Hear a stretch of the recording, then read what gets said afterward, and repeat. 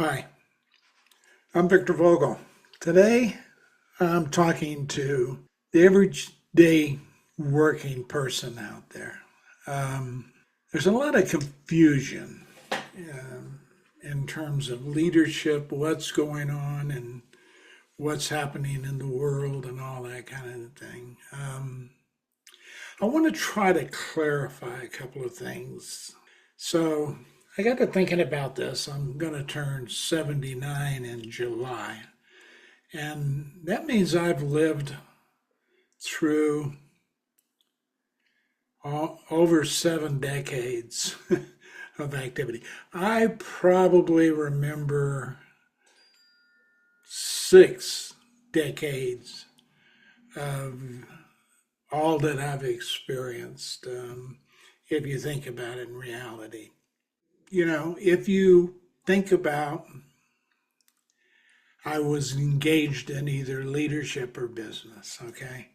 So I've had a chance to kind of look through everything. So without any exhaustive review of legislation through some sort of statistical data gathering leader or project on leadership, there's some general observation where I think it's safe to assume that the difference in the emphasis of legislation between the controlling parties of our government over the last 50 or 60 years shows the Republican Party favors legislation that states the ownership and senior leadership of businesses, and that includes things like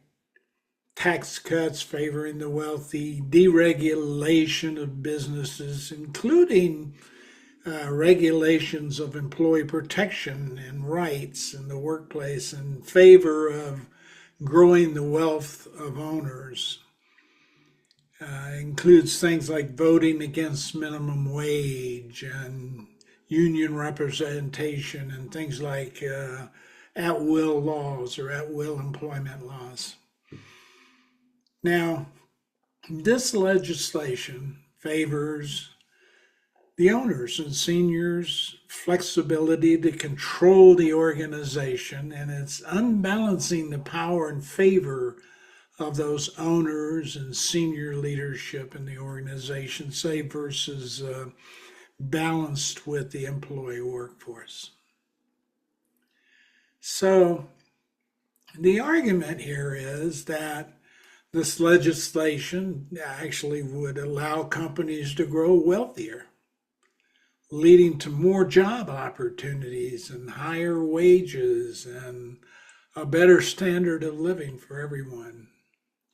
Now, this political ideology, if you will, is known as the trickle-down philosophy of growth. So, over the past 5 or 6 decades, there have been more Republican presidents in office and more Republicans than Democratic. The ideology has been the prominent ideology of government leadership for this 5 or 6 decades. It's been really what we would call America's culture. It's helped us to become the world's wealthiest and most powerful country. Now, the assumption is that the leadership ideology, which I call a paradigm, has created an unbalanced power favoring owners and senior leadership in organizations with the belief that leadership is responsible for growth. Now, when Democrats were in office, the middle class workers are seen as an equally important resource that allowed businesses to produce and sell products to consumers. Without employees, companies could not provide the products and services to satisfy consumers' needs. Now, in addition, the vast majority of consumption is by the same workers providing the work to produce and sell those products and services. So workers are also customers, and a lot of customers.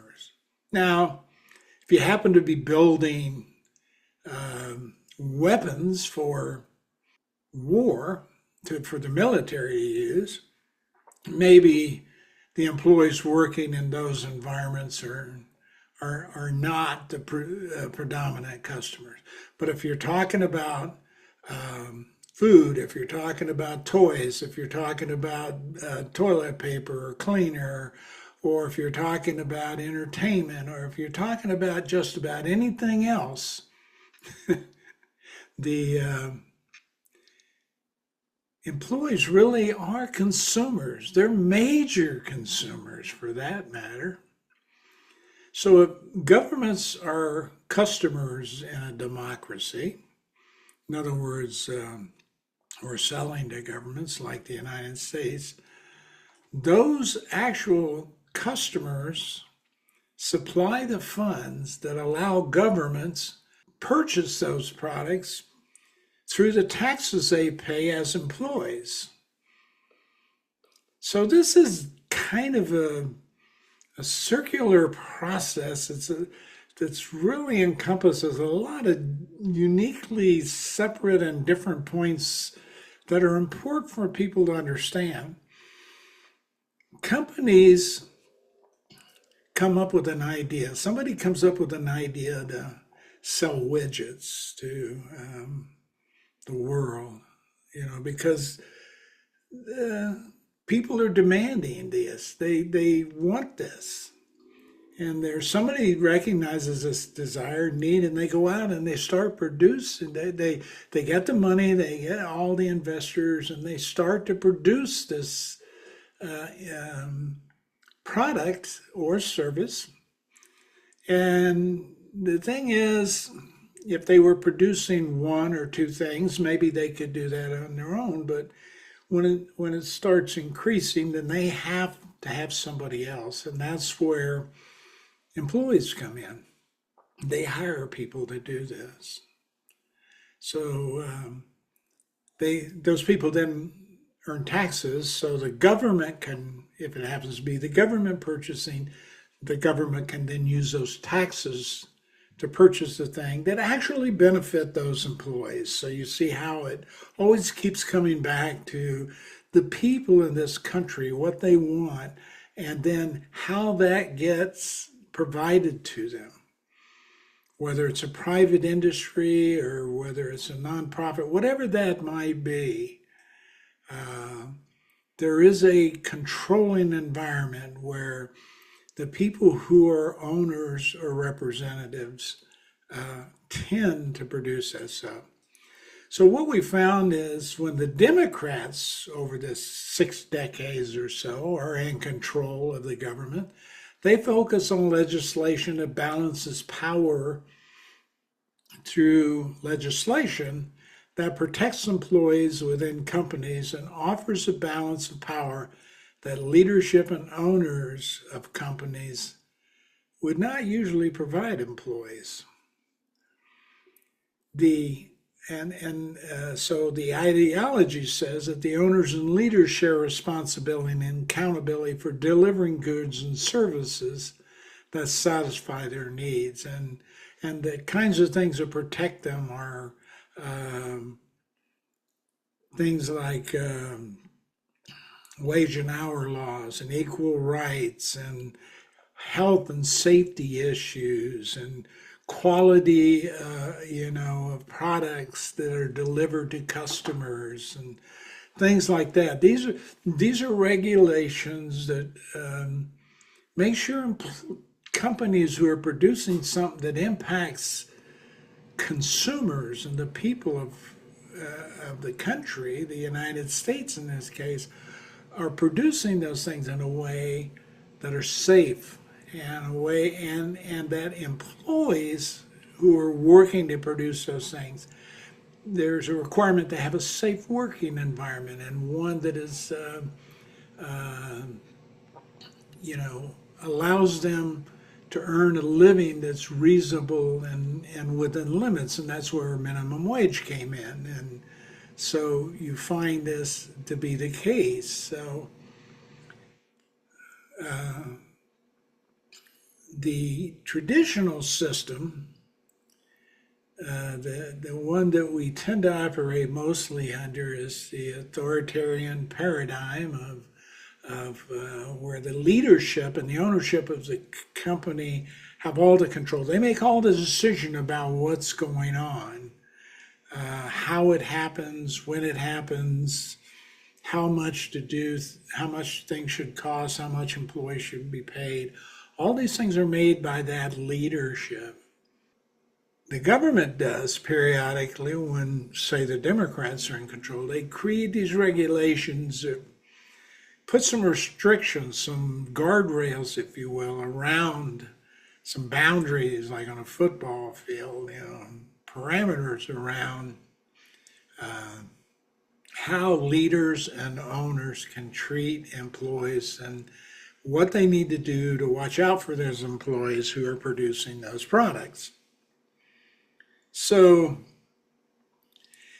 the theory is, and from the Republicans' perspective, and the things that they vote for, are, like I said, are the tax reductions on the wealthy and deregulation and things like that. And their argument is pretty simple. If you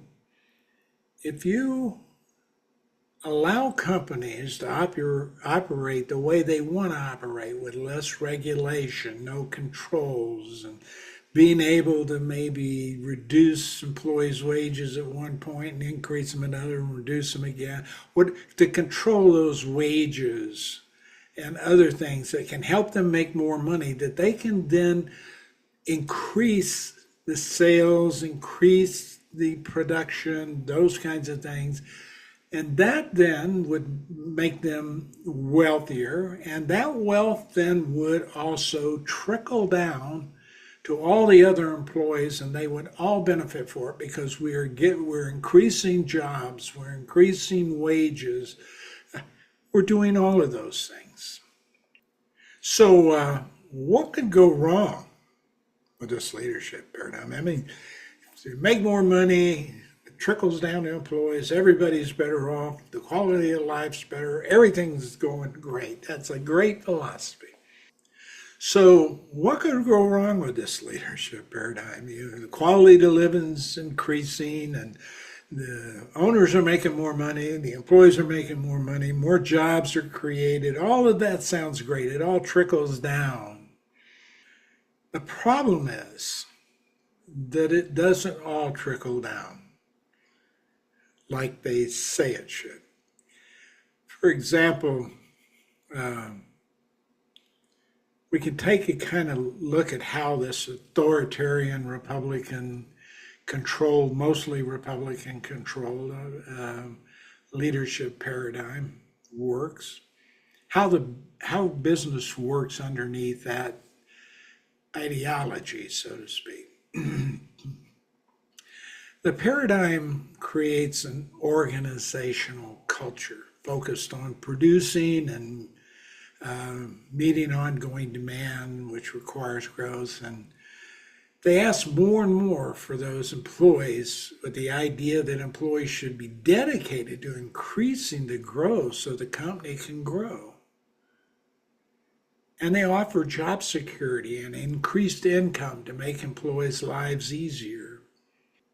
For the consumer, they provide products that improve the quality of their lives. And remember, employers are a tremendous amount of those consumers, so employees benefit from that. So they improve these things in employees and consumers' lives, of which are employees, and improve things like convenience, health, improved housing standards, education, entertainment, etc. Theoretically, this increased business improvement benefits customers, including the employees, who, like we said, or many of them are our customers, from the business success. Now, the problem begins to arise when you take a look at how this works. So, a corporation has, let's say, they want to develop some widgets that people say they want and they need. And they start out creating 10 widgets. And they've decided these widgets will sell for $1 each. They're worth, after you figure cost and everything, they figure that they ought to, $1 should provide them, say, maybe 10 cents on every dollar or 20 cents or whatever that might be. So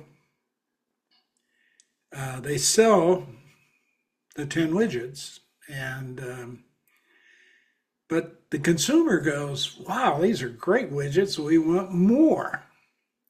So they're going, oh, wow, we're going to have to double. We're going to have to start selling 20 widgets. But wow, we're selling those widgets at $1 each. They want them really bad. So I wonder how much they'll pay for them. Maybe they would pay $1.50 this time for the widgets. Now remember, they're going to now get $1.50 for every widget sold, so they've increased their profit by 50%. But they're not going to increase the wages for their employees. Plus, they're going to sell 40 of these next time. The demand is 40. So what happens here, the profit for the company is exponentially growing because of the number of units they're selling. Plus, they're charging 50 cents more for those units. So they're getting an increase of income from 2 points of view on this one product. And they're still paying their employees what they paid them to produce those 10. They just have to now produce 40. So maybe they have to hire a few more employees to do that, but they still keep those wages the same. So the idea is, if this keeps force multiplying, which is the goal of every profit-centered organization, is to increase every year how much more money they make, how much more they can produce, and then consequently get more and more money on that. Then the idea, the other side of that equation on the expense side, is to minimize and control increasing cost while you have increasing demand. So that for this product we're selling, each of them we sell, we make more and more money off of that product while trying to maintain a consistently same lower cost to produce that product. Now, you can't be 100% that way, but they can control it through ensuring that they don't pay any more money per hour for each of those products that they're selling, even though they're producing more. They could ask the existing employees to produce more and say, hey, look, if you keep this up, maybe we'll consider increasing your wages in the next year or two. Or if we don't continue to produce this product, our sales will go down and you won't have a job. Either way, it's a coercive leadership paradigm. So they have the authority. So we call this legitimate power. They have the authority because it's their company, their money, they do the hiring. So they're a legitimate power source for this company over those who they employ. And they can then use that power in a lot of different ways. But the way we tend to do it under the Republican Party is through what we call coercive power. In other words, we can say we're going to take away your vacations, we're going to fire you, we're going to decrease we're going to deduct so much for every poor product that happens to come on the line we have to discard. There's a lot of things they can do to control you through this power, this legitimate power they have. So we call that a legitimate power, and sometimes we can use it from a coercive standpoint to threaten you because you need this job. You need this job to pay your rent, to put your kids through school, to put food on the table, to have insurance and pay your health bills and all this stuff. So this is a source of control that leadership and owners have always had over employees, and it's primarily increased during periods of times when the Republican Party is in position, because their ideology is to restrict the regulations as much as possible and to provide the wealthy who own those companies tax cuts and other things that help them get wealthier, with the assumption, and maybe knowingly not the assumption, they may know that's not going to be the case, but the general assumption is that this wealth would trickle down to those that help this company be successful, and that the customers would benefit from this service in a way that's helpful to them. They have this need, the customers provide it, and it's helpful, but also that they would provide safe products and things like that to the customer. So under the Republican environment, their ideology is to remove the restrictions on owners and senior leaders of corporations in a way that allows them to operate more freely without those restrictions. In other words, they can make different kinds of decisions. They may reduce the quality or take certain safety precautions and maybe just push them a little over the limit with gambling that no one's going to get hurt. Or if you're flying in an airplane, maybe the deal is we're going to budget in, a crash or so, killing 300 people. But, what we need to do then is figure out how to ensure that so we don't lose any money on the deal. So we may want to figure out how to make that happen. So they budget death into their flight just to make sure the company stays successful, even though we may kill 300 people.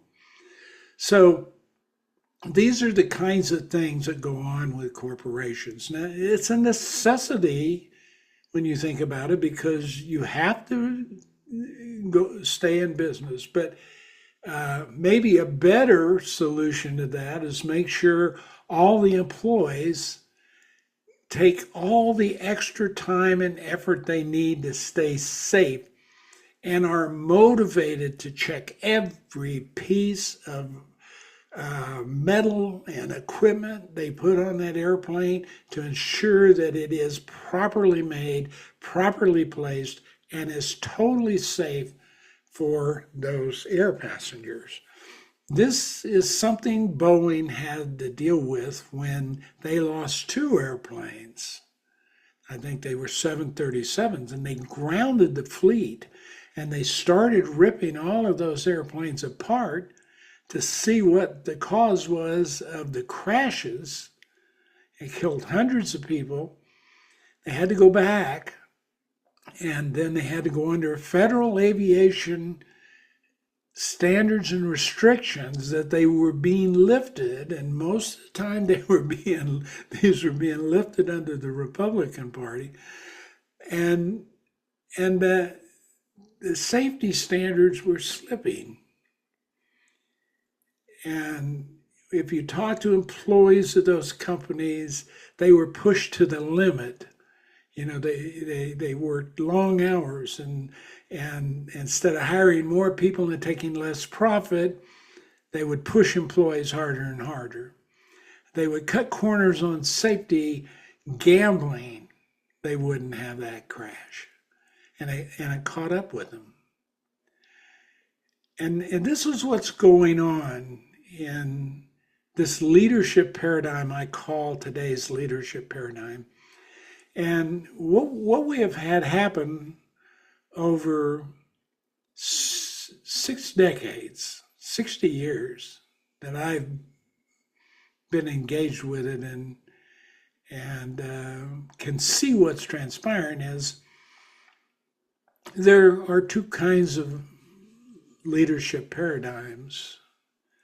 There is the leadership paradigm that favors the owners and the senior leadership, the hierarchical top of the leadership, and provides them. They are the people who are responsible and in control of making that company. They're seen as the only people who can make quality decisions about what and how that company should be run and operate.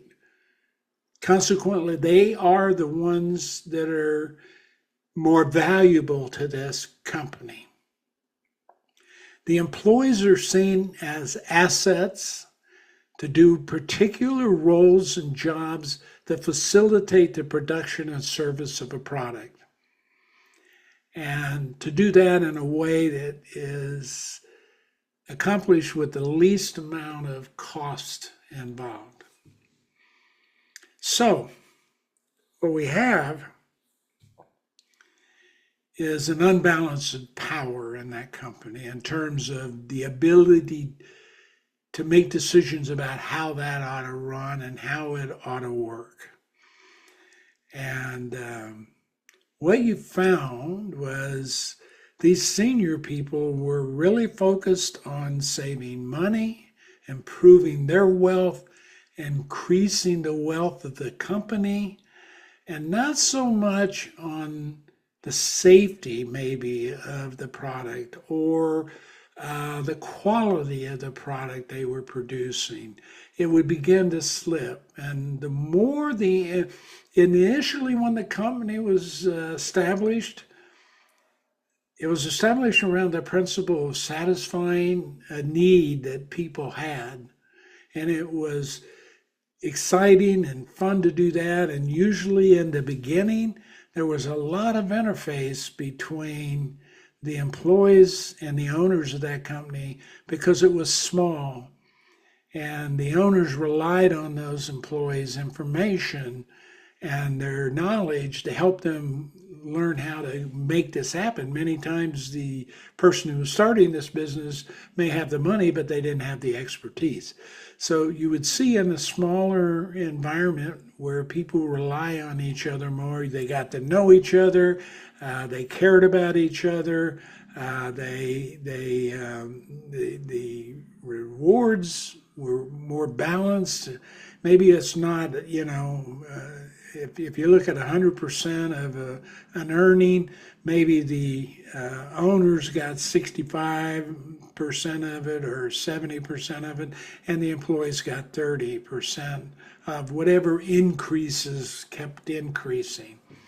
As they grew bigger, that percentage might move to 80-20 and then 90-10, where employees were getting less and less of the returns that they helped generate, that the company could not generate without them. Top of that, the employer maybe was paying all of their health care, and then they stopped paying all the health care because with more employees it started becoming more expensive, and so they stopped paying, and so there was a separation here between leaders working with the employees for the betterment of the company and the product and the consumer and the employees. And it started moving more towards a different purpose, a different goal. And a lot of times when companies scale up and they get to the point maybe where they're going public and finding investors to fund them, the purpose that they exist for is less for satisfying those consumers' needs and doing it well and providing a quality product and a safe product, to one of how much more money can I provide those investors in returns so they keep providing me money. We begin to rely on those investors for the welfare of the company and less of the consumers. Now, the consumers you have to see a growth for investors to want to continue to grow, but the purpose primarily was to keep the investors happy. So if there was a conflict between what they were producing, maybe it was a safety conflict and an automobile or a car seat or something like that for kids, consumers wanted to see that dollar, but you should have been providing that investor less dollars and the consumer more safety. But you chose to go the other way. You chose to cut the safety and the consumer suffers, and maybe an accident happens that kills a child or something, but the investors are satisfied and you have enough money to cover that loss of life, which you can't possibly pay those parents of that person enough money for that child. In other words, the safety is relegated to simply a financial decision, and consequently the loss of life of a child is relegated to a safety issue. And companies will tell you, oh, no, that's not the case. But the reality is that's what they do. And so that's the leadership paradigm we've been operating under. And periodically when Democrats come into place, they operate under that same paradigm, okay? But what they will do is they will try to start passing laws that enhance unions, the ability to negotiate better deals for employees and better safety work standards for the employee, plus the customer. They put in regulations to regulate companies from making a poor decision on that car seat. Maybe that life was saved because of that decision. And usually what happens is it begins to balance the employee's power to decide how that company is going to run or operate. And it's not 100% balance, and it probably never should be, but it for things that are impactful to the quality of that employee's life or the safety and quality of that employee's life, or the safety and quality of the consumer. These are things that a government who normally operates under the democratic ideology is concerned. You can find more empathy, more compassion in that leadership ideology than you do in the Republican Party, which is more oriented towards a legitimate power, a coercive power-based environment. And what happens is there's a difference in terms of how business leaders tend to treat employees and products and customers under a Republican Party versus, say, the Democratic Party. And that's where it became very obvious to me that businesses operate premised on who's in power in the government. And so the question becomes, how do we the people in this country want businesses to operate. We certainly don't want them not to make money. We want whoever invests money and starts a business to provide a consumer a need and provide employees jobs to help deliver those needs. We certainly want that kind of business environment. But at the same time, we don't want that environment to neglect safety or abuse or devalue people who are critical to the success of that business. So this is the battle that is ongoing constantly, and there is two ideologies that are constantly happening. And here's the mistake we've been making for 6 friggin' decades. And why, if you go back and look at Gallup's research on employee satisfaction, employee engagement, and their perception of leadership and their perception of organizations, they have done longitudinal studies for maybe not 6 decades, but certainly I've seen 3 or 4 decades of continual evaluations about how employees feel about the company, how they feel whether they're valued or not, their satisfaction level with leadership, their satisfaction level with the organization as a whole, and how those impact their engagement. And those who, and if you look at that data across those 3 or 4 decades, you see that employees who are highly engaged with their job, really into it, trying to make that company great, trying to do it safe, trying to provide the best possible product, get excited about doing that, is 30% of your workforce.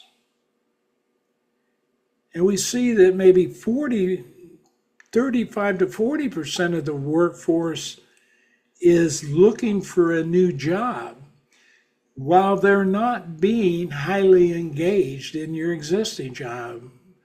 Today, during after COVID and everything, they call that quiet quitting. We call it slacking off or blue days for, calling in sick, things like that when you weren't, just because you were trying to make a point to the people who run the company.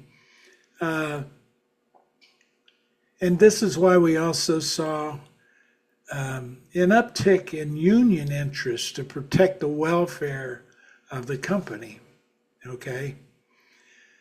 To protect the welfare of the employee against companies. So you have this debate. There's this constant conflict, this friction rubbing. And when Republicans are in control, you see that ideology of legitimate power and coercive power to control and try to minimize employees' value so that you don't have to pay them as much or pay them equally or pay them what a good value would be for what they do, because you're trying to satisfy that profitability to your investors on the high end. And all of that's happening when Republicans are in. And what we found, or when I looked back over 5 decades, I think, you might even go back further and find the same thing. I don't know. But I know I looked back 5 decades. That's 50 years. And every recession we had, and recessions are bad for business and employees, every recession we had was initiated by a Republican in office. Every correction we had to those recessions was corrected by a Democrat in office, which means they improve it kept going to such a point in the Republic under the Republican control that it reached a recession where unemployment was high and percentages of interest were high and all to get money, and you couldn't get money, and businesses were losing things. They were laying people off, and people were faulting on their debts, and all of that kind of stuff go on during a recession. And all of those were caused over time using this ideology of trickle-down philosophy, but the ideology of leadership was authoritarian, legitimate, coercive leadership. And so then the Democrats would bring that out. This is what happened going into 2008 and the housing bust and all that happened. And Obama brought that back out over time. And we had a stable, if you go back and look and just don't pay any attention to the news media, go back and look at the numbers and you will see it progressively was increasing and was continuing to increase when Donald Trump took it in 2016. He assumed a pretty good economy. And he kept pushing that economy in the, using that legitimate power-based authority approach, trying to deregulate, trying to give higher tax breaks to the rich, and not doing much for the people that are working or the customers and consumers, which a lot of people don't talk about, but Republicans really don't care too much about consumers. They just care that you're spending the money and putting it in their pocket, really, when you look at it. And these are things, don't take my word for it, just go look at the numbers. Gather the facts and data for yourself. You'll find this is the case. So then, of course, the unexpected hits, which, nobody could predict what's going to happen when a disaster hits like the pandemic. I mean, my God, you can't blame anybody on that, but you can blame how they handle it.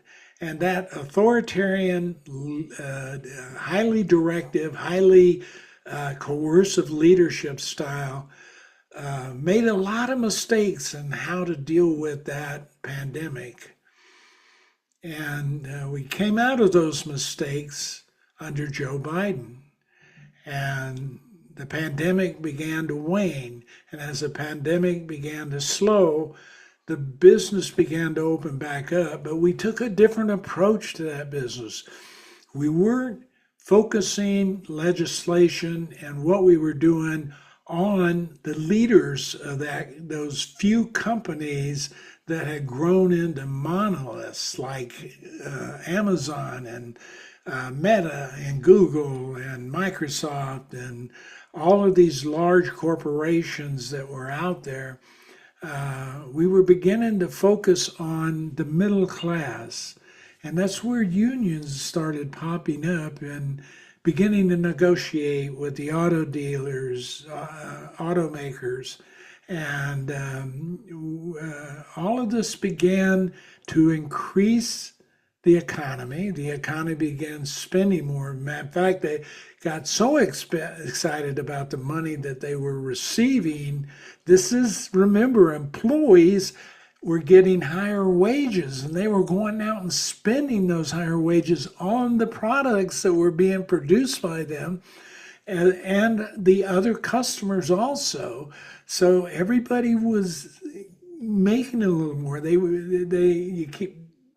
were spending more. All the indicators were we were making more, we were spending more, things were better. Quality of life was getting better.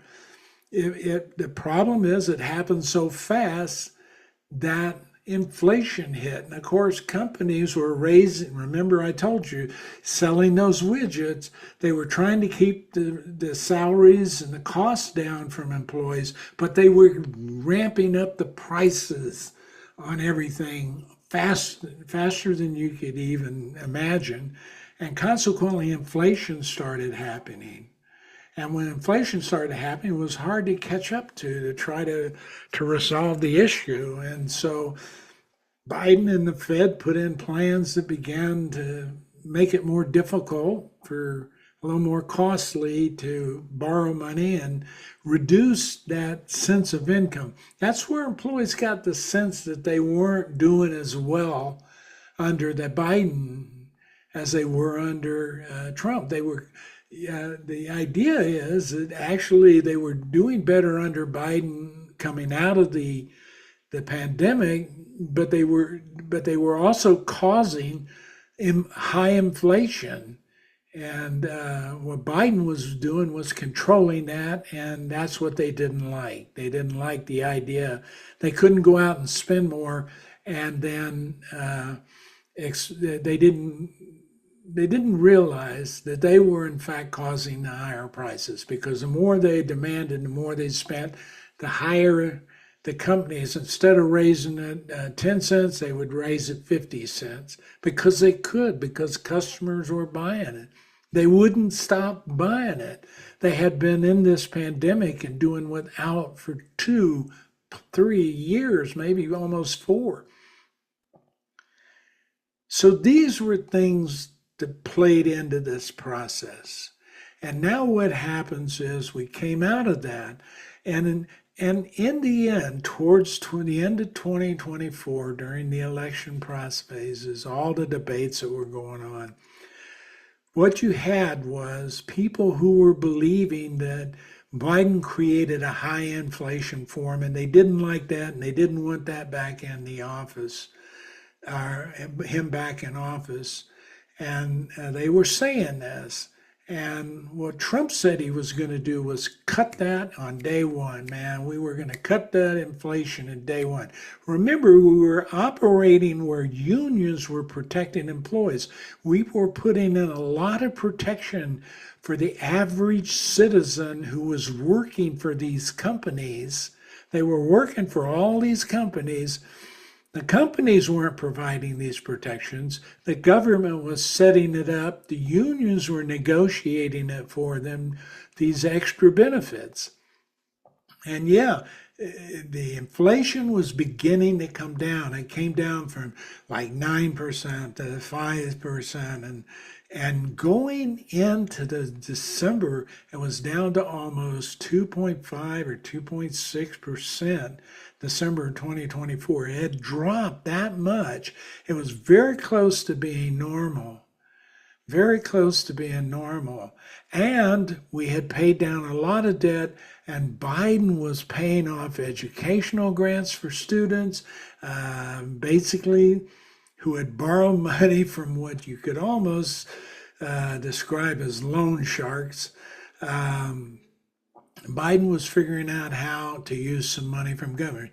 He was promoting the idea, and it makes sense that if you made more money, in other words, if you had the opportunity, you were doing business in America, and consumers were buying your products, and you had employees working for you producing these products so they could be sold, you benefited so much in this country. The more you were benefiting, the more you made off of the company. Say you had a group of 100 employees and 10 executives, and the employees were paying about 25% of what they earned in taxes, and the executives were only paying 10% of what they earned, or maybe 15% of what they earned.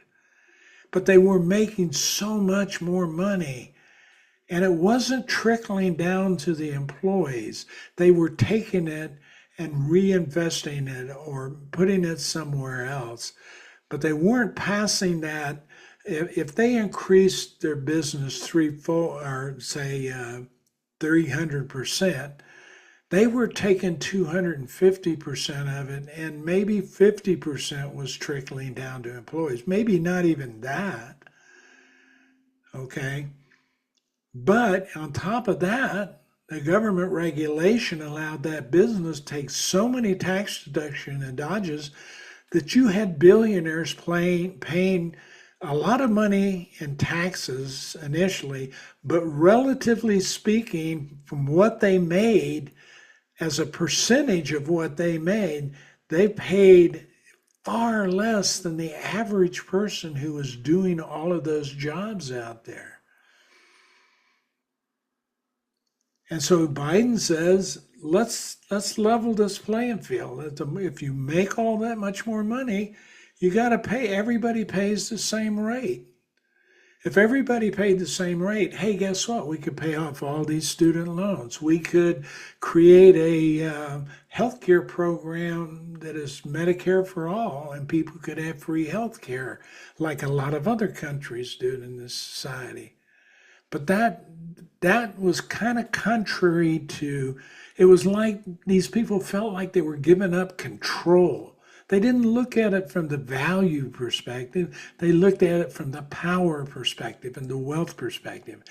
And that's where the wealthy, I don't know, sometime 5 decades ago, began this whole process of, we got to figure out how to get rid of the government structure, this thing called democracy, so that once and for all we can eliminate all these restrictions and we can take control of this, and consequently we the wealthy can control the masses because they can't live without us. That was their objective. They can't live without us. Then we have them under control. And we can do whatever else we want to make more money. And these are the competing philosophies. And what we've been doing is bouncing back and forth between those competing philosophies. We had the authoritarian, legitimate, coercive, power-based leadership, getting rid of all the regulations and trying to increase tax breaks for the wealthy. Then we would bring in, and people got frustrated with that, and then they would vote in the Democratic Party, and they would put a more egalitarian, or what we call a collegial, where we were trying to do the right things for everybody out there, improve life for everybody, not just the people who own companies. And then for some reason, people were frustrated with that. Some of this had to do with propaganda, and my theory about the fact that we have not taught people how to communicate effectively in our society. We learned how to listen and hear, okay, to speak, hear, speak and listen, if you will. But we haven't taught people how to communicate, how to take the vast amount of information that's poured upon us and be able to chunk that and put that into a way that we can turn that into some semblance of what we call information, into what we call knowledge that we can look at and say, here's what's going on.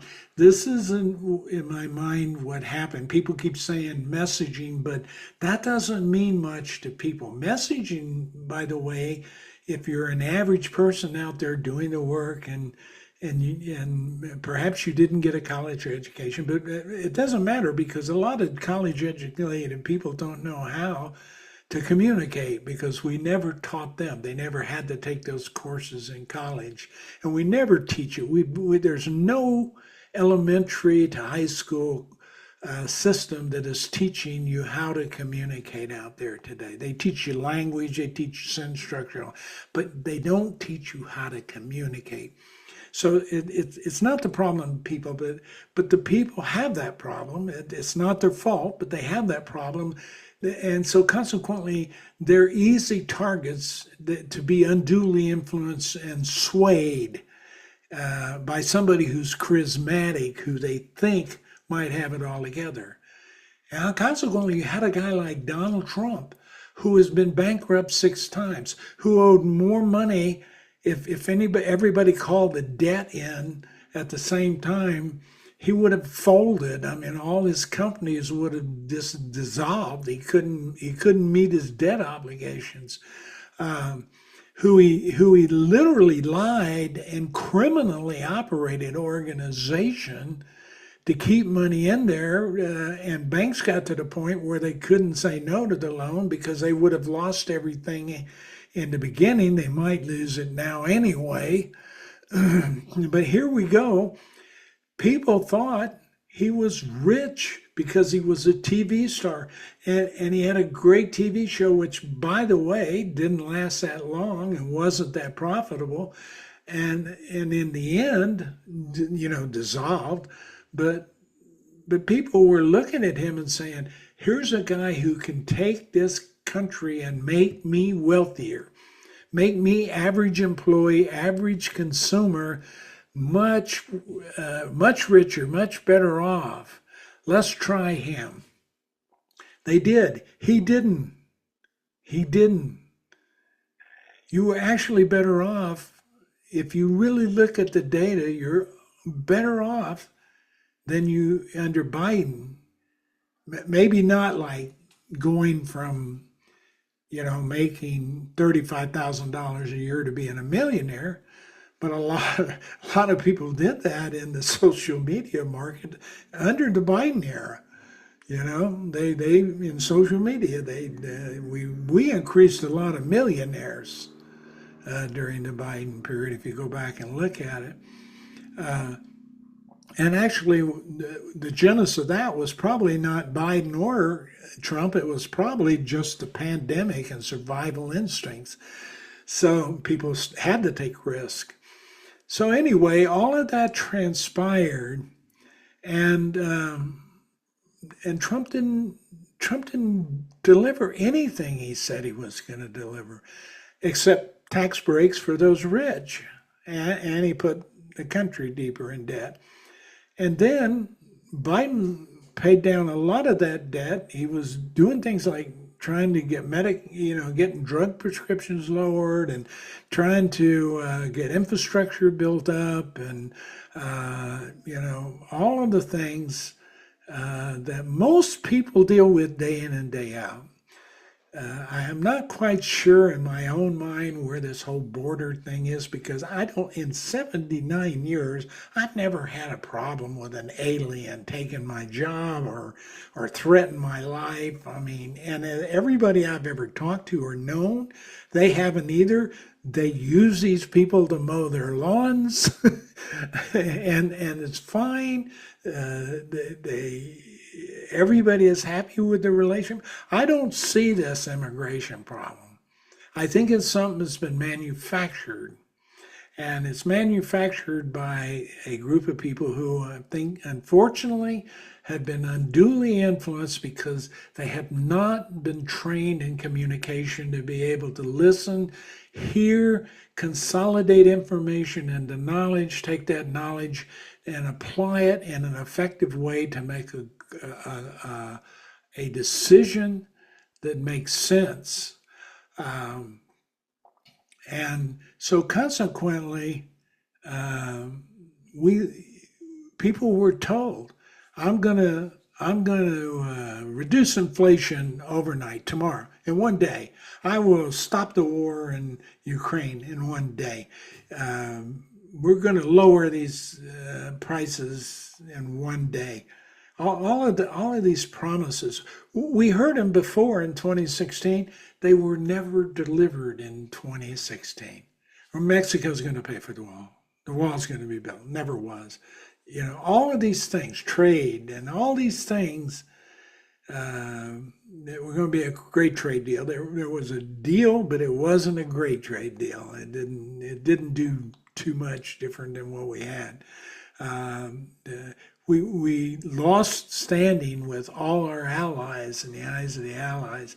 Biden rebuilt it back up. So this whole idea of through this leadership process of authoritarian, coercive leadership that tends to follow the Republican Party for some reason. I don't know why, because there are a lot of smart people in the Republican Party, but they just have this bent towards this authoritarian, controlling leadership paradigm that has been a predominant leadership paradigm the whole time. And once you get it in, it's hard to turn it around because there's so much money and so much communication emphasis behind it, and people are just not trained to vet this, to screen it, and separate the truth from the fiction.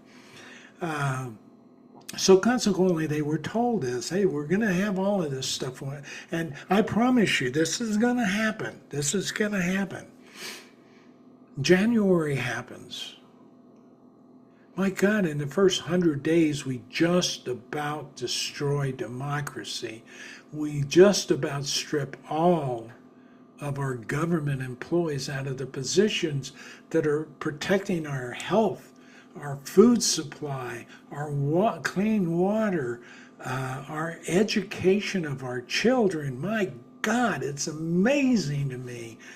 It was the legitimate, coercive, authoritarian leadership's paradigm on steroids. That's what you're seeing, ladies and gentlemen. If you were working for a company, you hate that. You don't like that leadership. You fight it all the time. You hate that leadership style. You say it in survey after survey after survey. We are inundated with a collegial, collaborative, compassionate, empathetic leadership desire, and our leadership, a desire in that type of leadership style out of all our leaders and all our companies, and we would love to see it in our government.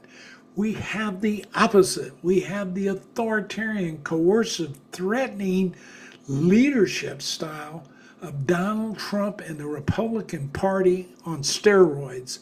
$60 billion is what his cabinet is worth. His cabinet is made up of all of those people that you've been fighting to tell them that you want to be valued by them, that you deserve more, and that the trickle down stuff should be coming down, but isn't.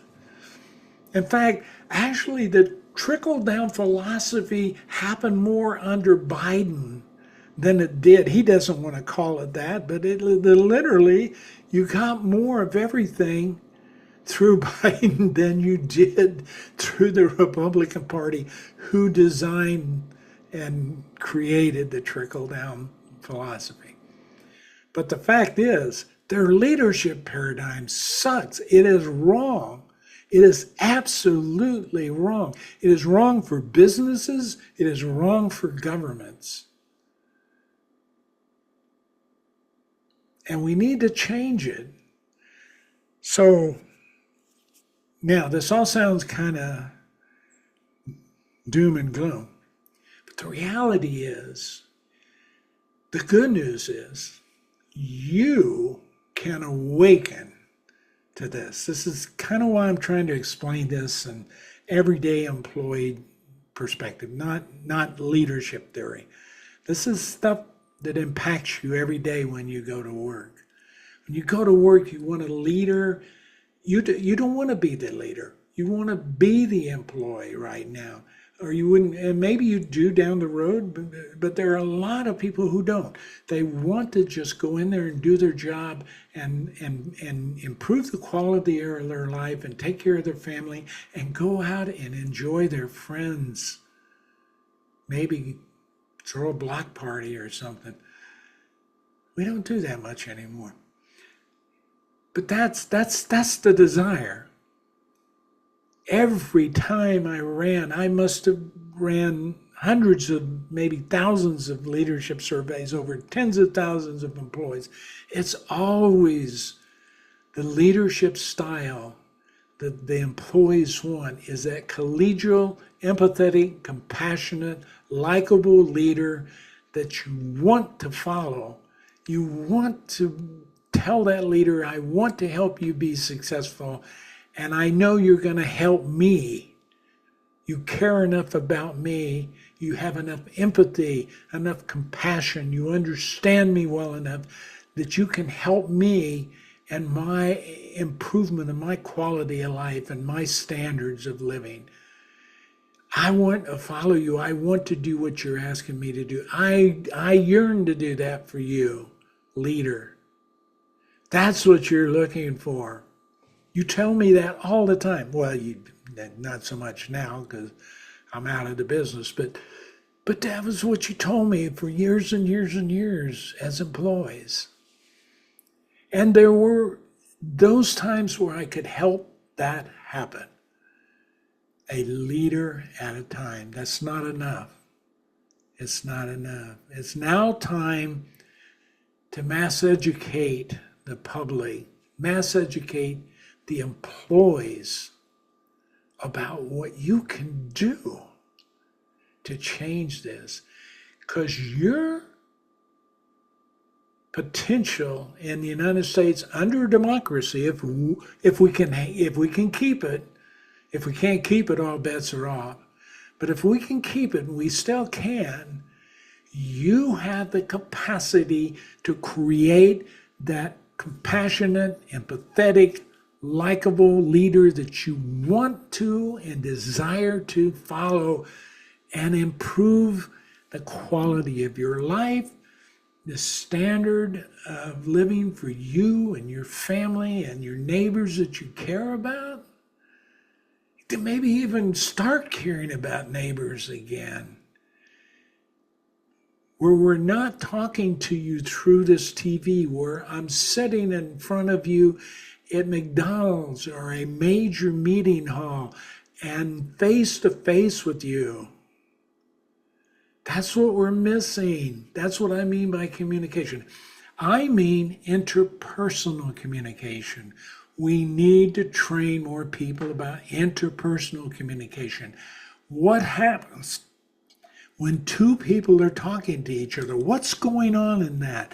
Understanding that and understanding how you can use that effectively to improve your connection with other people. And to be able to see information and discern the difference between bullshit and reality. And that's what you didn't do when you elected Donald Trump. It's not your fault. I'm sorry. The news media and everybody can tell you whatever they want. It's not your fault. We have not, as a government, been in position to create a leadership style that went long enough to allow education to start recognizing, hey, maybe we ought to teach people how to communicate starting in high school. And maybe we ought to require every person that graduates from college to mandatorily take 25 hours of communication. I mean, I have just one course that I do over, I think it's 14 weeks. It's 25 hours of quality leadership communication. Teaches you how to use what communication and what against a certain particular skill set. Like if you have to have a difficult discussion with an employee, how to do that in a manner that's going to connect and make a difference for that employee, which in turn works for the leader. So that course is, God, I could put that course in high schools. I could put it in colleges. It's here. It's ready. It's there. I can't get anybody to think about it. And I'm not going to spend money to do that because I'm a senior and I just don't have the money. But I will tell you this, it's necessary. But you need to learn, you need to differentiate between bullshit and reality. And you don't need to trust Democrats or Republicans. You need to trust yourself and the information and learn how to collect the information, sort it and validate it, and then See if it's really helping you or not. Don't get caught up into that world of I feel good because he's talking, he's making me feel. That is how cults get started. And you don't want to be engaged in that. A lot of people get caught up in those things because they have these insecurities, they have these needs. We all do. I did too. I got out. I'm telling you from personal experience, break it. Start this idea of collecting your own information, processing it into knowledge, and then making decisions from that. And don't trust you can trust your friends and those people that are close to you, family, things like that. Media, social media, like what I'm telling you, don't trust me. Go look up where the recessions happened over 5 decades. It's on Google. It's everywhere. You can go look up information that's unbelievable today. You can find it, look at it, and see if it's valid, and then say, yeah, the Republicans created all the recessions over the last 6 decades, and the Democrats brought us out of it. Why was that? Well, when I look at Republicans, they tend to give more money to the bosses of companies for taxes. They tend to cut regulations that protect me and my family and educate and my child's education, my food supply, my water supply, my health. Republicans get rid of all that stuff. Democrats tend to support that. Those are facts. Just go look at them. Go look at bills that are passed. In fact, I asked that exact question to AI, and it came back and says, "Oh, that's a really complex question. I don't know if you'd have to do a lot of digging into it, but we can draw some general conclusions for you." And so I was watching general conclusions. It's the same thing that I'm telling you here. Republicans tend to support those kinds of things, and the rationale or how they do that is they do this through the control side. The wealthy want to control the less wealthy. And the Democratic Party, and that's the Republican Party, and they just chose that party. I guess they could have chose the Democrats, but they chose the Republican Party. And they built it up over the last 50 years. This isn't something that didn't happen with Trump. It's been you can look up several books. I have a few books on my website that talk about how they did this with the money over time. And you can look all this up, and then you can take a look at how Democrats tended, through talking with people and town halls and figuring out what people need, and things pop up and they say, we need to pass some legislation to cover that. There's a difference between the party's leadership paradigms, although I will tell you that businesses have been running this leadership paradigm, whether the Democrats are in office or Republicans. What happens is when Democrats are in office, they have to fight harder to keep the Democrats from passing bills. So they fight real hard to put Republican House or Republican Senate, just one of the houses, so that the president has a hard time doing it. Then occasionally you get a president like Biden that gets an infrastructure bill passed anyway with bipartisanship, even though they don't have full control of all the Republicans that they need. So there are leaders who can get that done. Biden happened to be one of them. People just didn't recognize it. Why? He didn't, and this is a Democratic problem.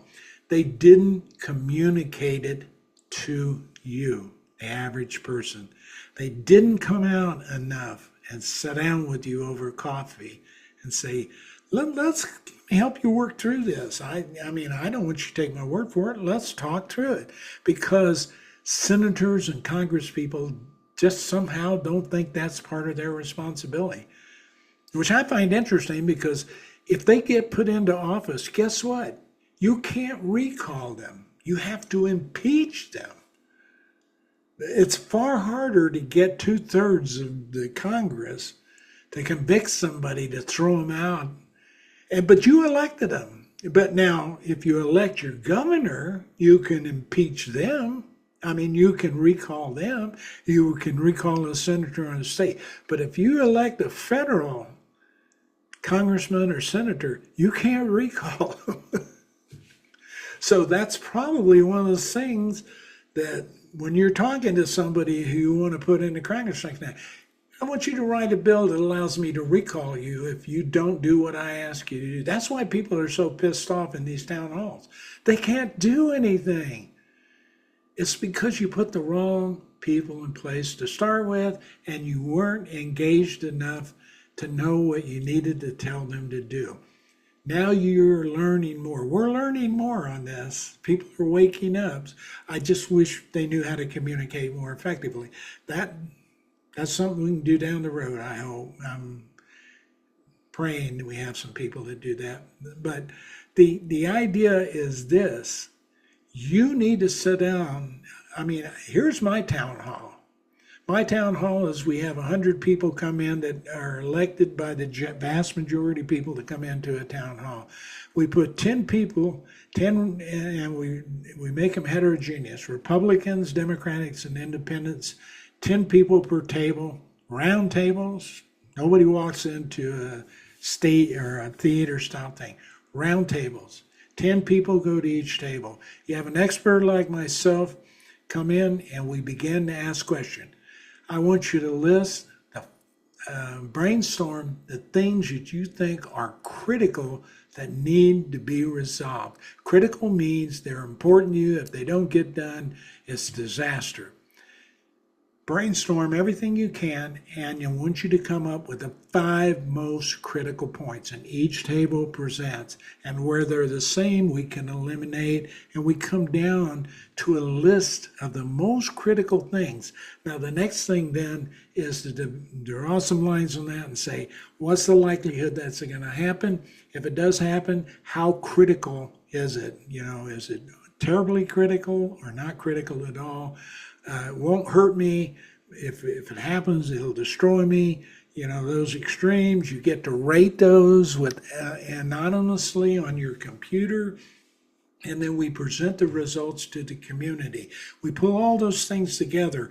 We consolidate that. And those 100 people elect a few people who are going to make presentations at the next town hall to their congressman.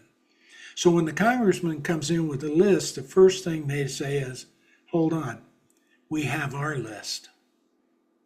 And what we'd like to do is present that to you.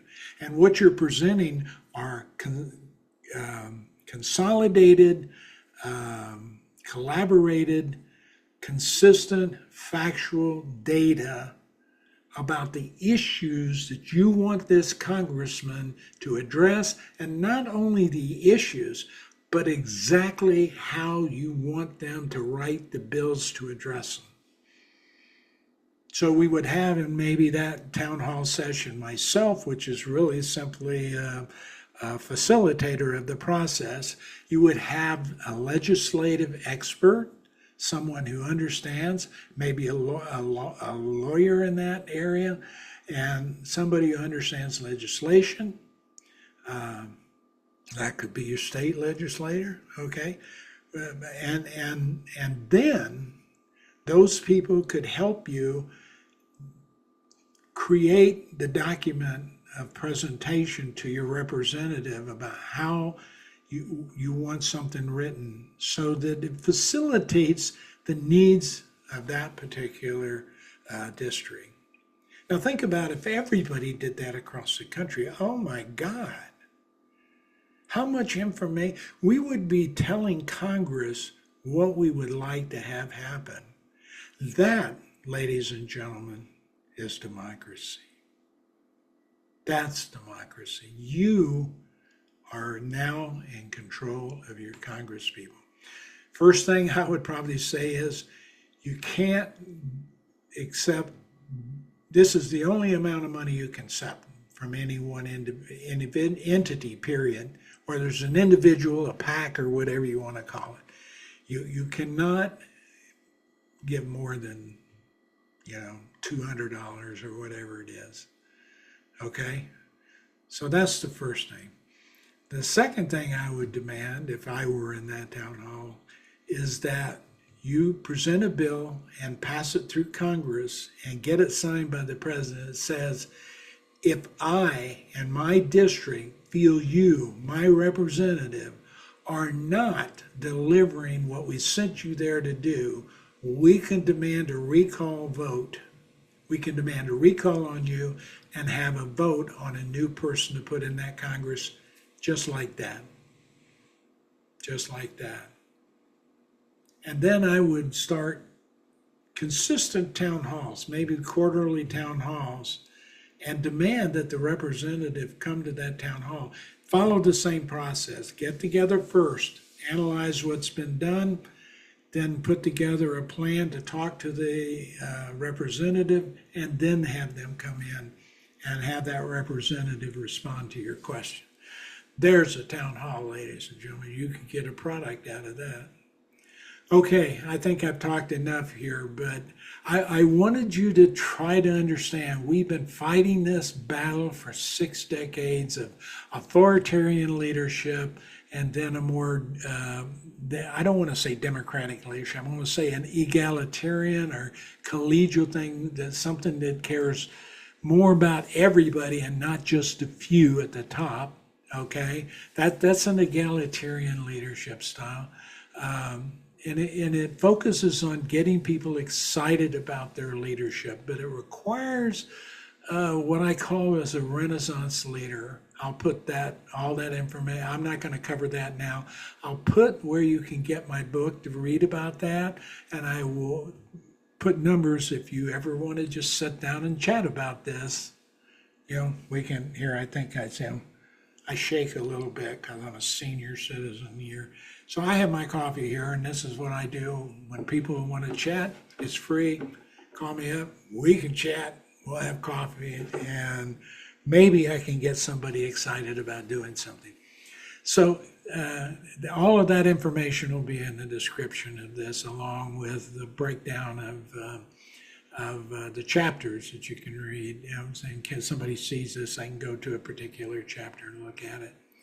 After I figure out what I said, I've delivered a lot. I do know one thing: we need to break this damn paradigm of going from authoritarian, trying to be egalitarian, and then the next one to be an authoritarian, and then egalitarian and authoritarian.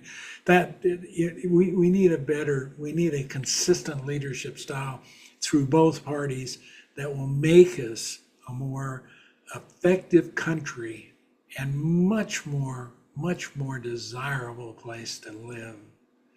And then you can resolve, if maybe we'll even start educational processes for these people when they come in. They don't just, maybe they can learn how to communicate more effectively. I'm not sure even our Congress people know how to communicate effectively.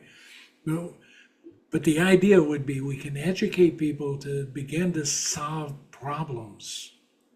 Get into these, I'm not sure these committee things it takes forever to get something done.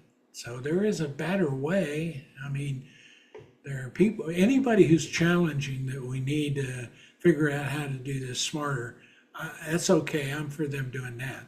It's when they try to control it like Doge, then you're in trouble. And for the wrong reason. So do this, start getting engaged, start taking some of this and applying it to yourself. And if you don't want to attend a course, if you don't want to have a course on communication or something like that, in that website that I'm going to give you where my books are, I have books on how to handle difficult discussions, navigating conversations, just communicate, all the different key points. And the workbook for the workshops there, don't take the workshop, read the workbook. It might get interested enough to do a workshop. The workshop's expensive anyway, but it's designed for companies who want to do this for their leaders. But gosh, you can learn a lot just reading those books. And it's not just going to help you with this. It can help you with your boss. It can help you with other employees that you're working with. It can help you with your friends. It can help you with your family. Everything that's engaged. This interpersonal communication dynamic that I'm telling you about underpins, it's one of the things that underpins what I'm telling you we need as leaders in the future, which I call Renaissance leadership. The name of my book on that is Renaissance Leadership Odyssey. But all those other books are supportive of that, So I hope this has helped. I don't know if it has or not. I don't know anybody anymore who listens through.